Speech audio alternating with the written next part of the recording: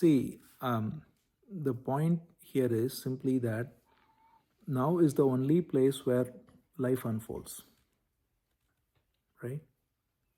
Now, in the now, you may have thought about the past, and it may be necessary to think about the past for a particular learning, let's say, or to think about the future because tomorrow you have to catch a flight, let's say, right? So, movement of time into past, future, or present all happen in the now, and it's necessary.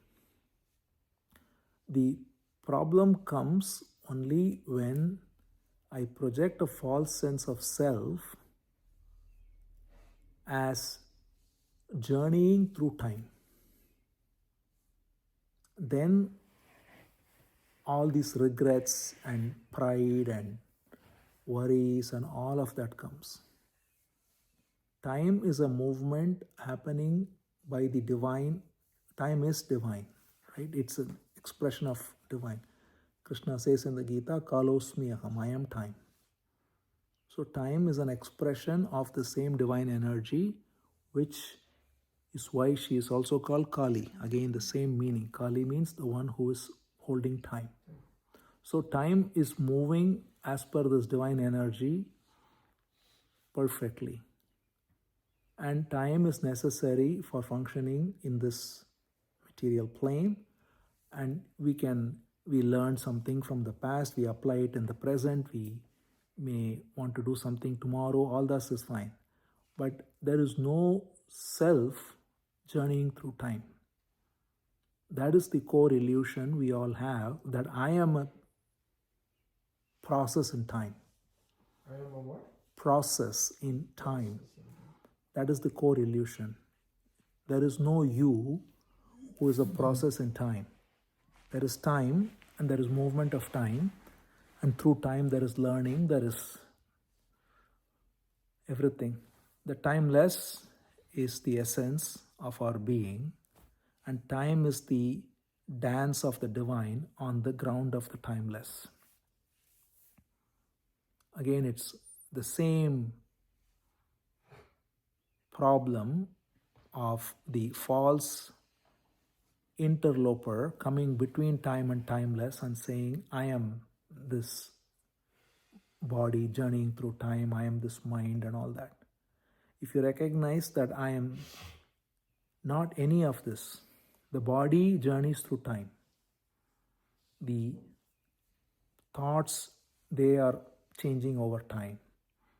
There's a certain skills that may be acquired over time. All of these can happen and they are happening perfectly, but there is no separate me who is journeying through time.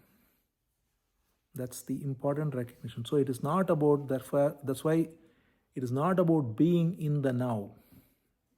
It is about recognizing that the now is all there is. There is nobody to be in the now. If I separate myself from the now and I tell myself I have to be in the now, that is still the same duality. If I recognize that there is nobody here, there is just a movement of time which is now. And that movement of time happens perfectly. And what is necessary comes the knowledge that is necessary to manage time, all of this. But the essence of the being is timeless. And what journeys through time is only the divine energy that journeys. So this false link between time and timeless creates all the problem. That's all. Time itself is not a problem, but the false link between time and timeless. So when we recognize that false link is false, that is the same question. See, that is why every question, he says there's only one question. Who am I? So every question has only one question to go back to, which is the question, who am I? If I recognize that through this question, I recognize that I am not the body that is journeying through time. I am not the thoughts journeying through time. I am not the energy which is journeying through time. So we saw the 5 koshas. All of them are journeying through time. Your metabolism is not what it was probably 20 years back. So that's a prana journeying through time. Mind is journeying through time, all of that. But there is no you there. So that is the core illusion, that's all. Actually, this concept of time is very useful in understanding that. Yes, yeah. For No, many, actually. right. Yeah, because that's very true. This time and false self are closely linked. So the me is only sustaining itself through time. When time is taken out, then there is no me. So the recognition that there is no becoming for our true self is freedom, because we are already what we are looking for. The true essential nature, there's no becoming, as we already talked about. Becoming is a process in time. I don't know, as in when I say I, it's a provisional I. All we are referring to is the faculty. So there is, let's say, this brain doesn't know a particular language. It learns, it becomes good at it. There is becoming there. There is becoming in the activities of the body, the brain, and all of that. But there is no becoming for our true self. So again, it connects, all of this is connected, because when we spoke about karma, karma is again only in time.